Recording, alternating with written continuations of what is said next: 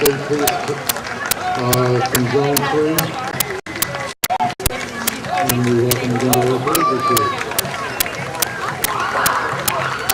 Brigadier General Patrick Murphy. He is being driven this evening by Sergeant First Class Retired Pete Spinane, deploying in support of Operation Enduring Freedom in Afghanistan and Operation Iraqi Freedom in Iraq and Kuwait. Other portions of the land that have been deployed are the civil engineering deploying vehicle Little Herd.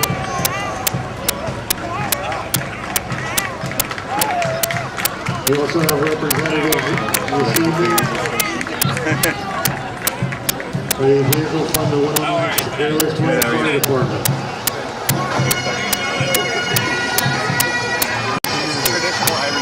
On flight to ensure medical needs of these aging heroes and mentoring the trip to their monument. Local is Pleiades Group is deploying and serves in the entire capital region.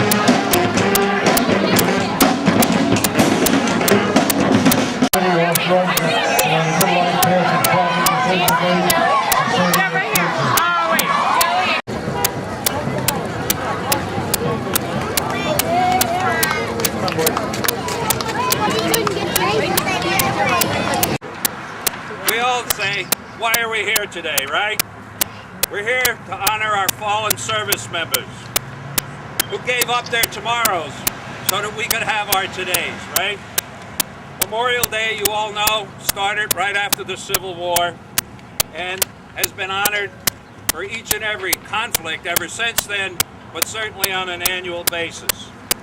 So, we're here for our service members from all branches of the service. So let's begin our services today. And first thing I want to do is I would ask anybody that's a past service member who has served, not the troops over here, but any of you in the audience, if you would come up here, please. Just come on up and stand here. If you served, if you're a veteran, regardless of the branch of the service.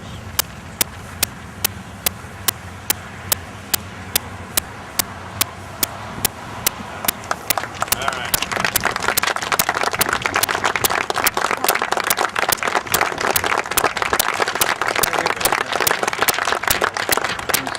Now, besides the public acclamation and the applause you just gave, I would ask you anytime for the rest of this year and the rest of your life, anytime you see any veteran, do a personal thing.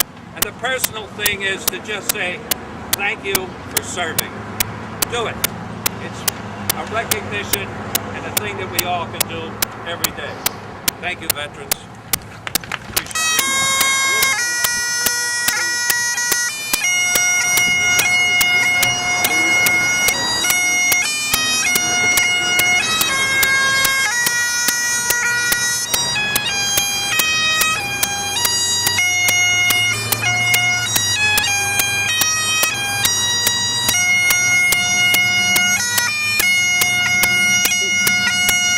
Today's purpose is to remember and keep in our memory for all eternity those service members who have died before us.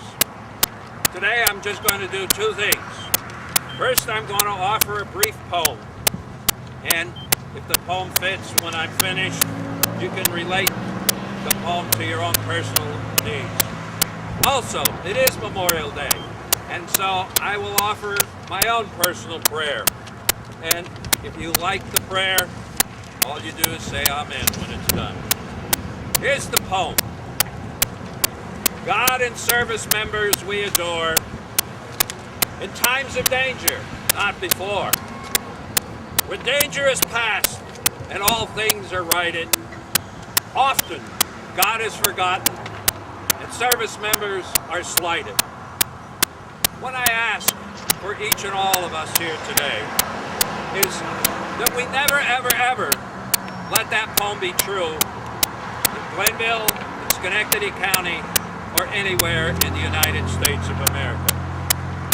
God will not be forgotten, and service members never, ever, ever slighted. So, if that fits for you, make your own private little pledge that you too will live by that.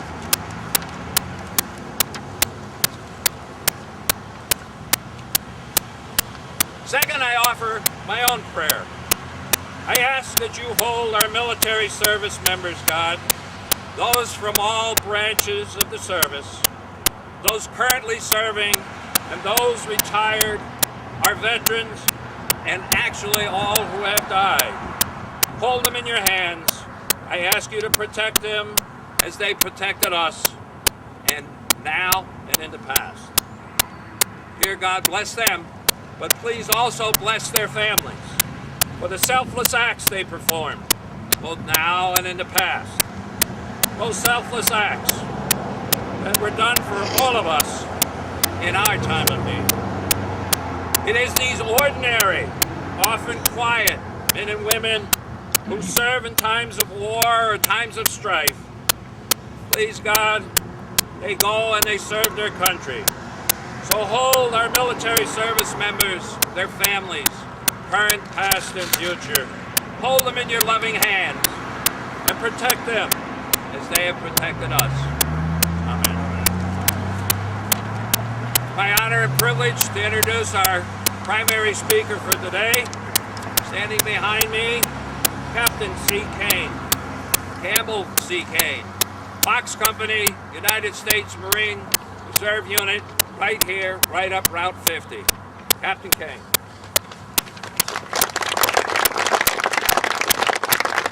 Ladies and gentlemen, as Americans around our nation are enjoying this fine spring day with their friends and families, we are gathered here to remember those men and women who have taken up arms because they believe in a society that holds freedom and equality not as a privilege, but as an absolute right for every member in that society.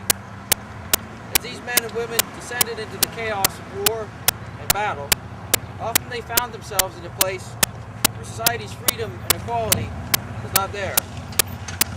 They found themselves in trenches looking over lands that had been beaten and scorched, and submarines where they silently prayed and hoped that luck was on their side, or crouching behind broken walls in once great cities as they watched entire blocks crumble and be destroyed.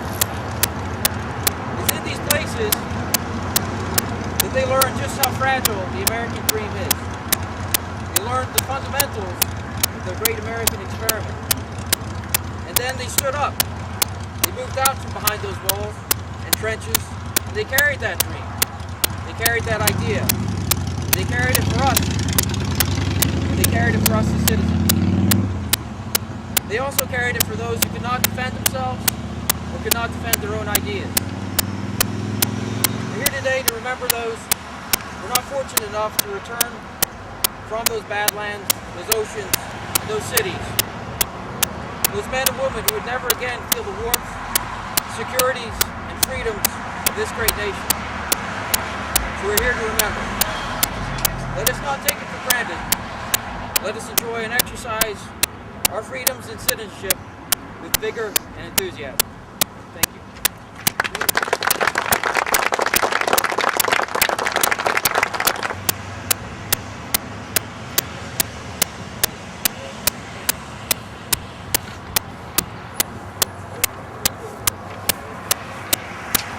Commander Larry Zeglis, DFW Post 4460.